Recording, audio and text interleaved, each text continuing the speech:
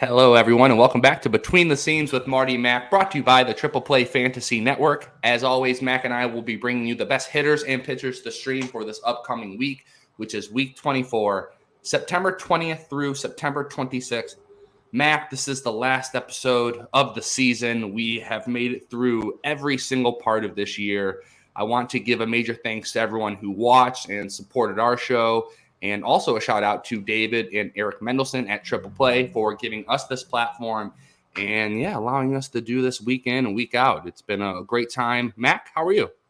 Good. Yeah, I want to echo that. I appreciate the chance to do this, to learn, to mess up some, to get some calls right. It's been a lot of fun. Been a lot of fun getting to talk baseball.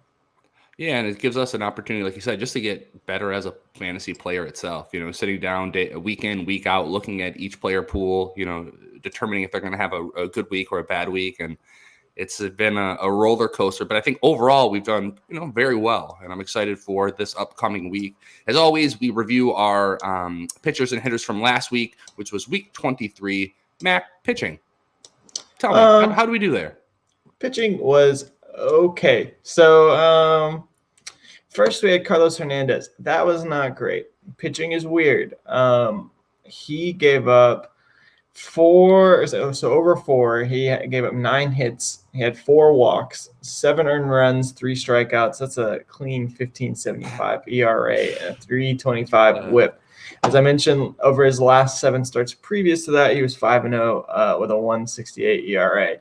Pitching is random. It's very random. I started him in TGFBI this week, hoping to get in front of Eric at Triple Play and all the other guys there. I started off ranked, I think, at like 73, and then he pitched, and then I was post 100. Oh, yikes. And I sat Dallas Keuchel for him. And Dallas Keuchel, I think he went 6 runs. So pitching. There it is. It's a lot of fun. We're just trying to stay alive here. Guessing.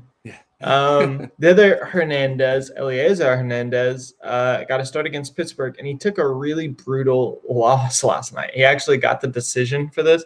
He went 5 2/3 and allowed only 2 unearned runs, no earned runs, and they lost 2-1. So he got the loss. He allowed 2 unearned runs on 4 hits and 5 walks. The walks are not what you want to see there, but he did get 3 strikeouts. Not a great whip, but no earned runs. Would have liked to see him go 1 more out for the quality start. But 5 2/3 scoreless, not too shabby. Then my third pitcher was James Capp. And he was on an innings cap a little bit, and he apparently is being transitioned to a bullpen role currently. So he did not start. Not for the faint of heart.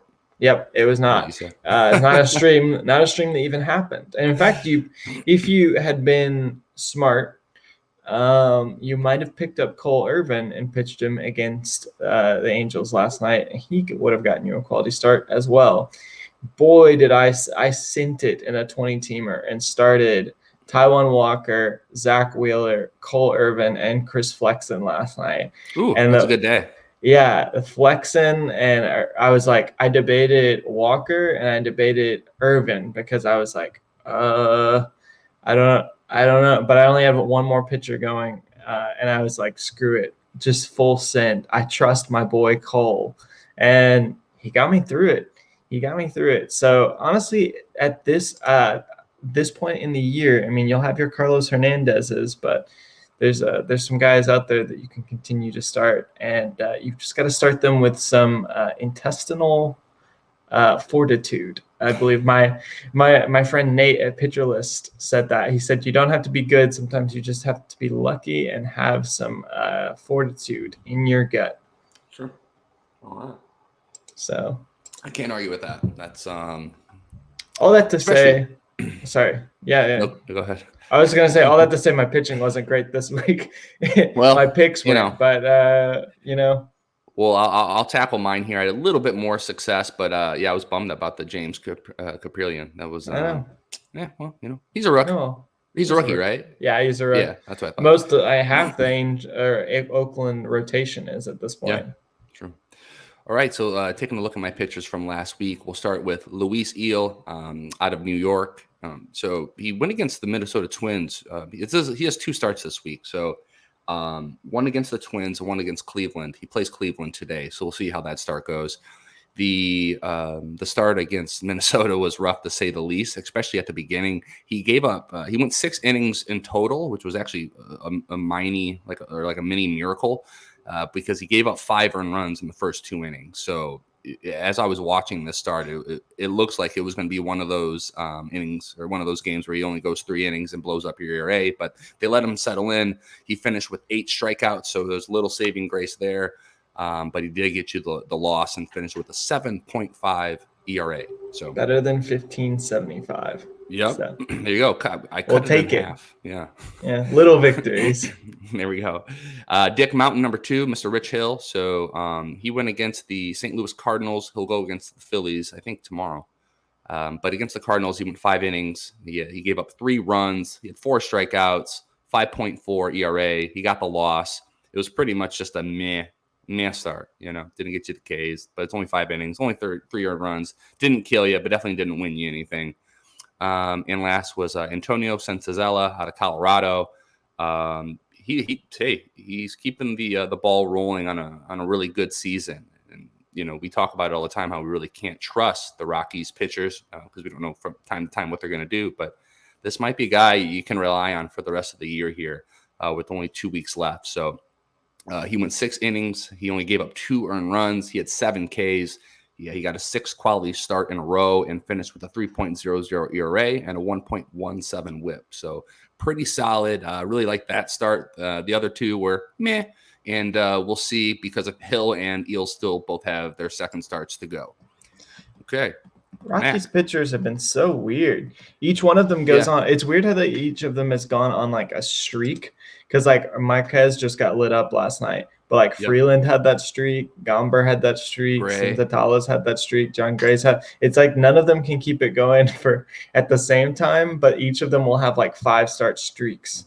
If I was a pitcher and I was drafted by the Colorado Rockies, I would pull an Eli Manning or whoever else who like refuses to show up. Nope. Why would you do that?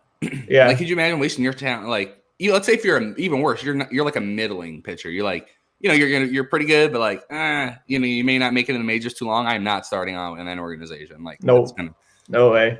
No thanks. Oh well. But it's a great place to live because one day may live in Colorado. So keep your eyes out there. Mac, week 23 hitters. Hit me with those.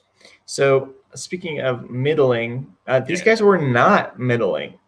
These guys were great. I'm feeling good about this week. Get excited, man. From the start, good hitting week. Let's go. From the start, Monday, I think all 3 of my guys had a homer on Monday. That's fun. But yeah, Brian De La Cruz was 4. We'll start with him. He was 4 for 14. He had 3 walks, which is nice to see him getting on base. Like I said, he's been working at bats really nicely. He's seen the ball well. He had a homer early in the week. He scored 3 runs, 2 ribbies. He had a triple last night. I was talking about it off air with Marty here. Hit a leadoff triple against the Pirates in the top of the 9th, performing under pressure, and then got stranded out there. All they needed was 1 run, just some contact, but it didn't happen. Couldn't do it. So that's the Marlins for you, though. That lineup's looking nice, though. I think we've got Brian here, and we're going to talk about some other Marlins later on for next week. It's such an exciting team from the starting rotation, even now with Jesus Luzardo in there, and they've always had those young guys, and they keep developing pitching in a really good way. And now we're seeing it kind of, go over to the hitting, the offensive side of the ball, which is super exciting. They got some like athletic freaks, like some real power speed combos. A few guys that if it just starts clicking, I'm not happy as a Braves fan, but as a baseball fan, I'm happy to see it. Well, luckily, it must be comforting to know that once they actually are good, they're going to give them away because they're not going to pay them anything. That's also true. They might win a championship before they do that. But and shout out to the Marlins fans because, dude, there's so many just crazy Marlins fans on Twitter. Have you seen these people? Like, no, but I'm not. No, it's crazy, dude. I'm inundated in Braves Twitter, but So I missed I'm not in stuff. Marlins Twitter, but somehow it infiltrates my life because like there's some crazy fans out there, like just wild. Hey, shout out to him. Shout out. Anyways, back to my boy Dobby Ballbeck. He went. He did not make me regret it this week. He went 3 for 9. Like I said earlier, he only had 5 games this week, so he went 3 for 9. He worked 3 walks. He had 2 homers, 3 runs, 2 RBIs, and he even got you a steal. So Did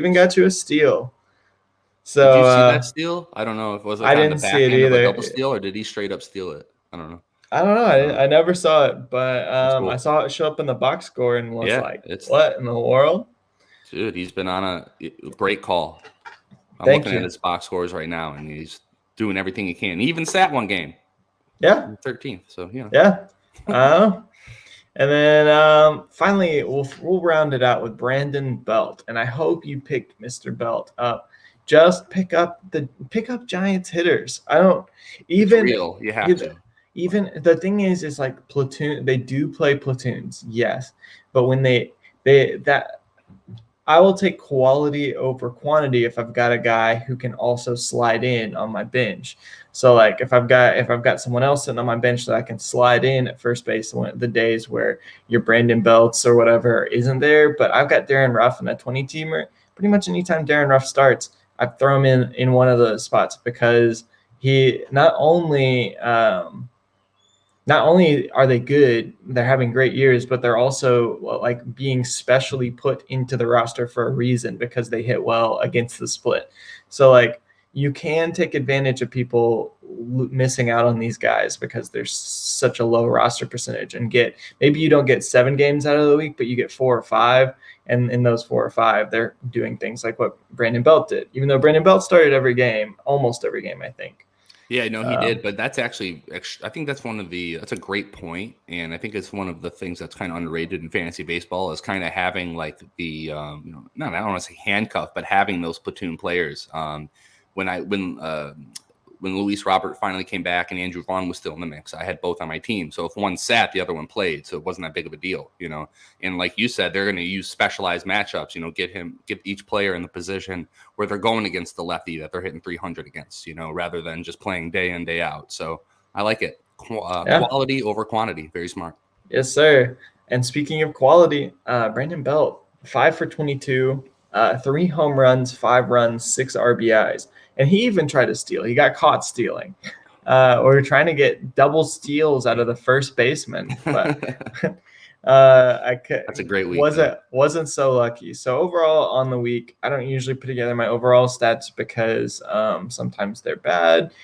And most of the time I'm just lazy when it comes to it. But I had 266 average. That's 6 home runs, 11 runs, 10 RBIs, and a steal. So not bad. Great week. I hope you listen to you. I hope I did pick up Belt, and I may have picked up De La Cruz, but I should have picked up Belt more places. I don't know why I second guess I'm like, oh, he's been hot for too long. As soon as I pick him up, he'll go cold. I think everyone's been asking themselves about every single player on the Giants and the Giants as a whole since May. So you're not alone.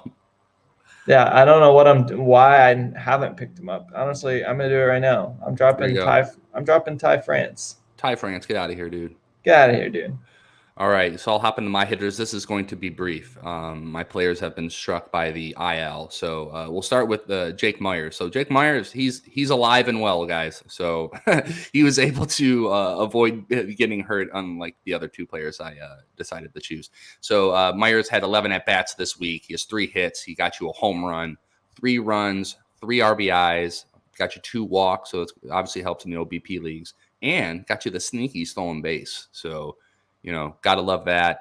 There's another Astros hitter who now the name escapes me, but he's playing too, and he's doing really well. Jose Siri? Yes, that's it.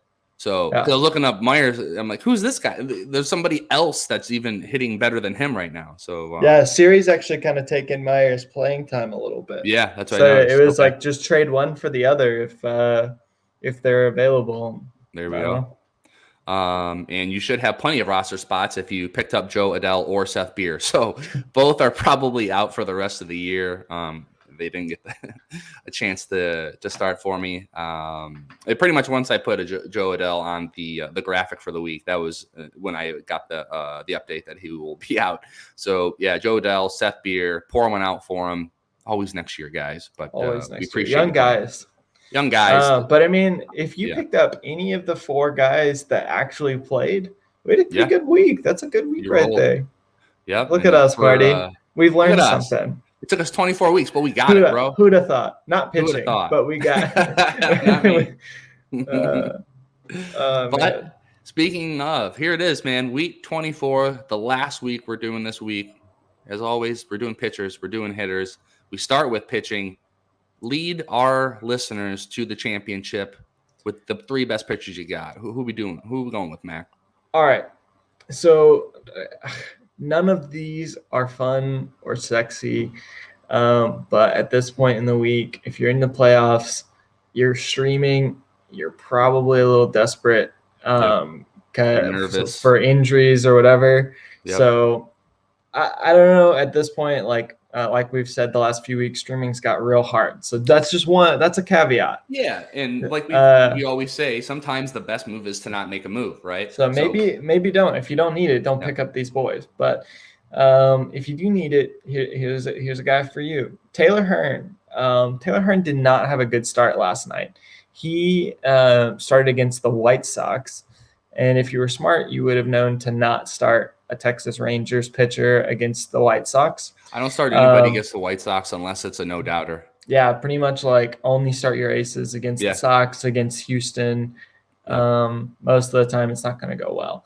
But before that, Hearn had 3 quality starts in a row. They've been letting him go. He went 6 2/3, 7 innings the last 3 starts before that blow up. So I like his bounce back potential against the Orioles. He's projected to start against the Orioles midweek next week. Anytime you get a chance, the Orioles are that's the other thing that's gotten harder is a couple of these teams that have been like bad all year have low-key gotten kind of good at the end of the year. We were just talking about that. Yeah, Orioles or like the Orioles offense, their pitching is still horrible, but the Orioles offense riding behind Mountcastle, Mullins, Santander, like a few guys. Yeah, even Jorge Mateo. They're looking a little scary right now. So like I'm not saying this isn't a slam dunk of a stream like it was last 2 months ago. Yeah, like the rest of the season, right? Yeah, like the rest of the season. And the Tigers are the same way. They're the ultimate. I saw someone on our baseball put together a graph of like the y-axis was teams wins against teams above 500, and the X was like teams wins against teams below 500. Yeah. And the Tigers were the only team in the top left. They beat way more teams that are above 500 than teams that are below 500. They always just play up. Yep, and all the games we lost are interdivision games, which is what kills you in the standings. Yeah, and all those teams are bad, so it makes sense. So they were like the ultimate spoiler. Is like what the guy labeled it as. It was a pretty cool graph. It was interesting to see. Throw that my way. That would actually be cool. I will. I'm sure Vegas betting odds. I'm sure someone's either made a lot of money off the Tigers or it's been decimated by the Tigers. Yeah. So all that to say, Taylor Hearn, I like the start against Baltimore. Do it with a little caution, knowing that it's a little riskier than just being like Baltimore. Yeah. I mean, I'm starting Nick Pivetta against Baltimore today, so I'm feeling the same. So is my opponent. I'm feeling the same feels. Thanks. My opponent was up at 5:30 a.m. and he picked up Nick Pivetta. So wow. I woke up this morning. That was the first thing I saw, and now I am praying for the downfall of Mr. Nick, and I want to see Red Sox Nick Pivetta, baby. Okay, well, I've already got ratios pretty much locked up in this matchup as long as he doesn't just absolutely dump the bed. But anyways, that is neither here nor there. Speaking of Baltimore pitching, let's talk about Chris Ellis. Chris Ellis is an interesting stream. He's going to get Philadelphia midweek. He's got a 2.39 ERA across 5 games started this season. He hasn't been allowed to go super deep into games. I don't think this is like a fantastic option, but it definitely works in a pinch, especially in deep leagues. He's like barely rostered anywhere, no matter what league you look in. Yeah. His FIP screams a little bit of regression from that 2.39 ERA. So I'll say that. I mentioned that same caveat against Carlos Hernandez last week. But I do think that there is something there. Chris, his pitch mix looks nice. He really hasn't allowed any runs. He's been good at suppressing some hard contact. So I don't know. We'll see. We'll see how that goes. But my last pick is probably my favorite, and I've talked about him before on the show. I talked about him earlier today. That's Cole Irvin. He is slated to get Seattle. He is the ultimate, what Nick Pollock from Pitcher List calls a Toby. If you ever watch The Office, Toby Flenderson, he calls pretty much any pitcher that is just like middling ratios, innings eater, no strikeout upside. He's just a Toby. He's a nice Toby. And Cole Irvin is like the king Toby. He doesn't get a ton of Ks. He did get 8 strikeouts his last time out, aside from Angels last night. I think he had 3 last night against the Angels, but the time before that against the Angels, but he struck out a lot of Rangers. Yeah, struck out a lot of Rangers, and 8. Seattle strikes out a lot. So I like Irvin. He seems to come up big in big spots for me personally every time I pitch him. So take that as it will. He's got a 4 ERA. It's not fantastic, but he's just been pitching. He pitches a lot of innings. He goes deep in games. His whip's not going to kill you. He usually gives up 5-6 hits a game, 1 or 2, 3 earned runs. But he's usually good for a quality start, good for a solid start. So I like him. If I was looking to pick up any of these 3 guys, Hearn, Ellis, or Irvin, I would pick up Irvin. And we piggybacking off what you said about Seattle, they strike out the 4th most out of anybody in the league. So that's a really good play. So that's my boys. That's my guys for this week. I'm not gonna say I'm like super confident, but I think that's been obvious with the way I have delivered these. But it's September 18th. It's September 18th. I mean, this is great. And these are some guys to keep on your radar for next season when you're taking darts, especially guys like Hearn and Ellis, who have been back into rotation, young guys who have been brought up by these teams to see what they can do. Also, keep Shane Baz on your radar. There's potential he gets called up. He was actually slated to potentially be called up on Friday, and he had a back spasm, and they scratched him. So Shane Baz for the Rays, they're trying to get him up so they can get him on the 40-man for playoffs because the Rays' rotation has been decimated by injuries. So I don't know who he could start against, but he immediately slots into Chris Ellis or Taylor Hearn's slot if he gets called up. So, and real quick on Shane Baz, I mean, he's been absolutely incredible. Incredible. In the minors, he has 113 strikeouts to just 13 walks. Yeah. I mean, and he just got called up to AAA. I mean, look at his AAA numbers. He's like got like 34 strikeouts and or whatever. I last time I looked at it in like half the innings. Yeah, he's been absolutely incredible. Like a 189 ERA or something like that. Crazy. Yep. Awesome. So let's take a look at my 3 pitchers for the week 24 here. We're going back to the well with Josiah Gray. So 2 weeks ago I said he's droppable, and he still is somewhat droppable. You don't need him in your lineup, but going against Miami, 27th in Team WOBA. I wanted to see how he did against Colorado last night when I was going through. Let's see how Mr. Gray did. He settled down, but I know he gave up some runs. Went 5.1 innings. He had 5 Ks, but finished with an 8.44 ERA. He gave up 5 runs. Yeah, so not the confidence boost start that I was hoping, but I still like to start at Miami. Josiah Gray still now he's even less rostered after yesterday, so down to 21%. Number 2 is going to be J.A. Happ, the old veteran out of St. Louis. He's 14% rostered. He's going against Chicago. So since August 1st, the Cubs are 19th in Team WOBA, and you pretty much know what you're going against them. You give yourself a really good chance to get a win. St. Louis needs it as they're trying to stay alive there in the wild card race. Happ is pretty much the same thing you've been saying. There's nothing sexy about J.A. Happ. You know what I mean? But he's there, and he's a good arm, and he should be able to get you the win. And number 3 is Logan Gilbert, because I just love Logan Gilbert. I love watching him play. Same. He's exciting. I like his strikeouts. I like his swag. He's 30% rostered, and he's going against the Los Angeles Angels of Anaheim, who's been 20th in Team WOBA since August 1st. And, they're pretty much, with Ohtani falling off and them not even having to pitch to him because there's nobody else on that team worth pitching to. I really like the Logan Gilbert start, and I feel like he's going to be able to get you a lot of K upside next week, which you will need. So my three pitchers are Josiah Gray, J.A. Happ, and Logan Gilbert. Very nice. Mac, we're moving on to offense. Let's do it. Who do you got? Hit me with 3 hitters that are going to win me my championship. Let's go. So speaking of a hitter, I'm in a semifinal match right now against the guy who's 2-peated the league last 2 years, and one of the only guys keeping me in. I'm actually going to mention 2 guys who are keeping me in. Let's start with one who's been like the waiver wire pickup of the week for me. Lane Thomas. Lane Thomas is 24% rostered. He is batting leadoff every day for the Washington Nationals. And over his last 14 days, for the last 2 weeks, he's batting .294 with a .400 on-base percentage and a .569 slugging. He's got 3 home runs, 13 RBIs, and a steal. 13 RBIs. Jeez. Yeah, I picked him up probably midway through probably like a week and a half ago. And he's just been a plug and play every time he starts because he's just crushing the ball. If he's not hitting homers, it's extra base hits. He's thrown doubles and I think even a triple in there, and tossed in a steal. So I'm going against him in our in the playoffs this week, and it's been it's rough. Every time I look down, he's done something. It's rough.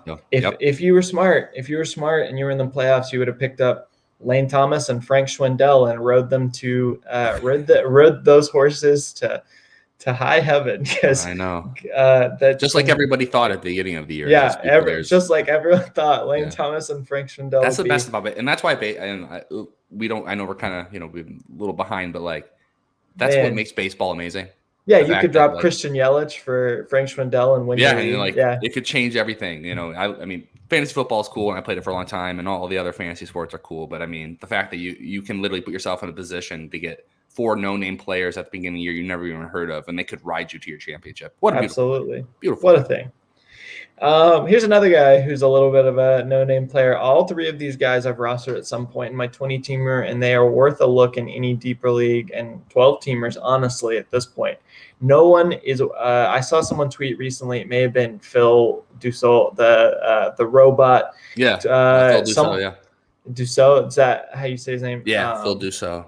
I always waffle on those French names because you never know if people pronounce them the French way or if they've Americanized them. I've luckily heard them on enough podcasts. Phil. I mean, I'm new to the fantasy world here, but man, is he such a great follow. And him and a few other guys were talking recently about how no one is above use. You can drop anyone. It's September, so. Yeah, so here's a guy, Freddie Galvez. If you haven't been paying attention, he's 5% rostered, and he's been on a little bit of a recent power surge since he's picked up by his old team, the Phillies. He's hit 4 home runs since he started with the Phillies. He was injured when he was traded over to them, but he started somewhat time in mid-August, and he's hit 4 homers since then. He's not a great batting average asset. He's batting around 250. He's not a sexy play, not going to give you a ton of power speed, but I like him a lot because he's facing the Orioles. The Phillies get a pretty easy schedule of 7 games, and he's facing the Orioles, his old team. And I like the idea of a revenge tour, especially against a team that has really bad pitching. Generally, the Phillies matchups are the best out of all the fantastic this year. They have 3 against Baltimore, and then 4 against Pittsburgh, all at home. Yep. I like Galvez a lot. He's playing. He's got third base and shortstop eligibility, 5% roster. He's going to be free everywhere. He's playing basically every day, locked into the Phillies lineup. Facing some really bad pitching, plus the revenge tour. I just like him for maybe he won't get you a great average, but I like him for a homer or 2. Yep. And then finally, speaking of just old guys who I like for a homer, is Evan Longoria. And I've also rostered him all year in my 20-teamer. He sat on my IL for weeks just for this playoff matchup because he's amazing when he's healthy. His last 14 days, he's at 313, 429 on base percentage, and a 719 slugging over his last 14. He's just killing the ball. I've watched quite a few Giants games, especially since they've been playing the Braves, and he just sees the ball so well, right? Like you can see he's locked in every at bat, even when he's striking out or when he's getting out and he's making hard contact, fouling the ball off the hard. Most out of all of those plus 30 hitters. Like I don't know what they're doing, but they have them all dialed in. It's crazy. Yeah. So I mean, Longoria has been so good. He's only 30% rostered. So yeah, pick him up. That's my guys, Lane Thomas, Freddie Galvez, and Evan Longoria. Awesome. All right, so my 3 hitters for the upcoming week, we're going to start with Jesus Sanchez of the outfielder for the Marlins. 13% rostered, and he has just been absolutely crushing the ball. Last 14 days, he has 6 home runs, 14 RBIs with a 681 slug. Coming up this week, the Marlins play 3 games at home versus Washington. So a pretty brutal pitching staff there. And then 3 games in Tampa. So that's kind of a home game. I was like, that's an away game. I'm like, well, they don't have to. They get to sleep in their beds. They get to stay in Florida. But yeah, they'll be playing against Tampa, and obviously Tampa is a good, a good pitching team. But the way that they're going to be moving all of their starters in and out of the lineup this week, I think you're going to get a lot of just back end plays. So Sanchez is definitely a high risk, high reward player. He's striking out 31% of the time, but he's a potential championship winner. If you get him on your roster, there's a possibility he hits you 3 homers next week. You can kind of ride him to the championship. So I really like Jesus Sanchez, not only for next week, but if you're going to even one more week, just keep him the rest of the year. Number 2, Hunter Dozier. So if you listeners, if you've been with us this entire time, you have ridden the roller coaster of Hunter Dozier with me. At this point, I don't even know what I'm doing. I went back to him like a bad relationship. I can't get out of it. Right back. Say what? Just right back to him. Just right back. I just can't. I can't quit him. I just believe he's going to change. So okay. Anyway, Hunter Dozier, 13% rostered. You know the drill. First base, third base, outfield eligibility. Last 14 days, he has 2 home runs. He's got a 350 OBP, which is the most important part to me because he can go 2 weeks with having like a 100 OBP. So I'm like that he's seeing the ball right now. He always crushes it. And, you look at his StatCast data, he's a darling there. He really makes hard contact. So 3 games at Cleveland. So going against the Indians pitching staff, which I think Bieber may be coming back this week. I don't know, but I don't think he'll go too many innings regardless. And then 3 games at Detroit, against the Tigers, pretty brutal pitching staff. So really like those 3 or those 6 games for Hunter Dozier. And number 3, the Phillies, man. I absolutely love their matchups, as we talked about before. What was it? 3 against, Phillies, 3 versus Baltimore, 4 against Pittsburgh. Yep. And Abdul Herrera has been doing, again, he's starting to pick it up. He's doing really well lately. So he has second base and outfield eligibility. He is only 11% rostered. And over the last 7 days, he's got you a homer. He's got you a steal with 6 RBIs. He's batting atop of the Phillies lineup day in, day out. And yeah, the best schedule when it comes to, pitching. So Jesus Sanchez, Hunter Dozier, Abdul Herrera, my last 3 picks of the year. And hopefully they will take you all the way to the championship, as some of my players have done for me. All right, so Mac, we have completed the last segment of the last show of the year. Thank you for waking up with me early every Saturday, almost every Saturday morning. And yeah, man, it's been a lot of fun. I appreciate it. Yeah, it's been great. Hopefully, listeners, anyone who's out there listening, has gotten something from it. Yep. If you're still here 34 minutes into the show, our very last show, thanks. Yeah, that's super cool. You. Hats off to you. And you must obviously love fantasy baseball. But all right, we're going to get going here. I hope you good luck, everyone, with their fantasy championships and the rest of their season. We look forward to seeing you next year. As always, if you ever need me, I'm on Twitter at Marty_Tallman, writing for Triple Play Fantasy. Super excited to do a bunch of off-season stuff. Go over all the stats, kind of make sense of this crazy year. Mac, where can the viewers find you? At J Christian Mac on Twitter. yeah, doing the same thing. Super excited for off-season writing. As I mentioned previously on the show, I've discovered I'm a little bit more of an off-season writer. I like digging into the what happened last year stats. So yeah, look for some of those articles from me in the near future. Perfect. All right, Mac. Let's get going here. And as always, thank you very much for watching, and we'll see you next time. Bye-bye.